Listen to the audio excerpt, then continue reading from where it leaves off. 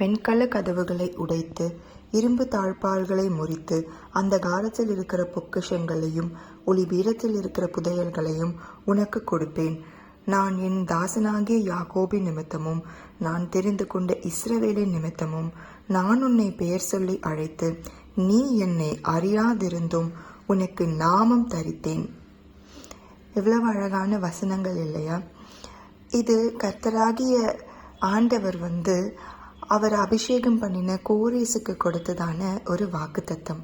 அவர் தேவனை அறியாதிருந்தும் அவருடைய நாமத்தை தேவன் எவ்வளவு அழகாக பெருமைப்படுத்துகிறார் இல்லையா? தேவனுடைய சித்தத்தை செய்கிற ஒவ்வொருவருக்கும் தேவன் கொடுக்கிறதான வார்த்தை இதுதான்.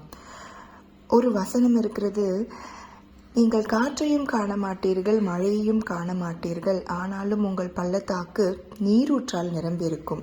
தேவன் நமக்கு ஒரு வாக்குத்தத்தத்தை கொடுத்து நம்ம தேவனுடைய சித்தத்தின்படி செய்கிற ஒருத்தருக்குமே எந்த தடையுமே தேவன் வைக்க போகிறதே இல்லை.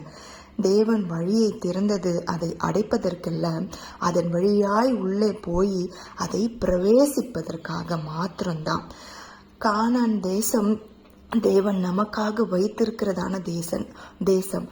அதை எப்பேற்பட்ட ராட்சதர்கள் அதில் குடியிருந்தாலும் கூட தேவன் அவர்களை விரட்டி நம்மை அதை சுதந்திரிக்க கொள்ளுவாராக. எவ்வளவு பெரிய கஷ்டமாக இருக்கட்டும், எவ்வளவு பெரிய இருண்ட சூழ்நிலையாக இருக்கட்டும், எந்த ஒரு சாத்தியமே இல்லாத ஒரு நிலைமையாக இருக்கட்டும், அப்படி அந்த நிலைமை இருந்தாலும் கூட விசுவாசத்தோடு இருங்க. ஏன்னா தேவன் அதை நமக்கு சுதந்திரமாக கொடுத்திருக்கிறார். அவர் இரும்பு தாழ்பாள்களை முறித்து புதையல்களை நமக்கு கொடுக்கிறதான தேவன். தைரியமாக இருங்க, தைரியத்தை விட்டு விடாதிருங்கள், தேவன் மேல உள்ள நம்பிக்கையை விட்டு விடாதிருங்கள்.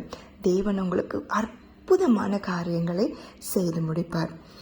நம்ம மரணத்தை பார்க்கிறோம், ஆனால் தேவன் மரணத்தை ஜெயமாக விழுங்கி 3ஆம் நாளிலே நமக்காக உயிர் தெழுந்த தேவனாக இருக்கிறார். அப்பேற்பட்ட தேவனுக்கு நம்ம பணிவிடை செய்கிற பிள்ளைகளாக இருக்கிறோம். அதை மறந்துடவே விடாதீர்கள். ஆமேன். மாரநாதா.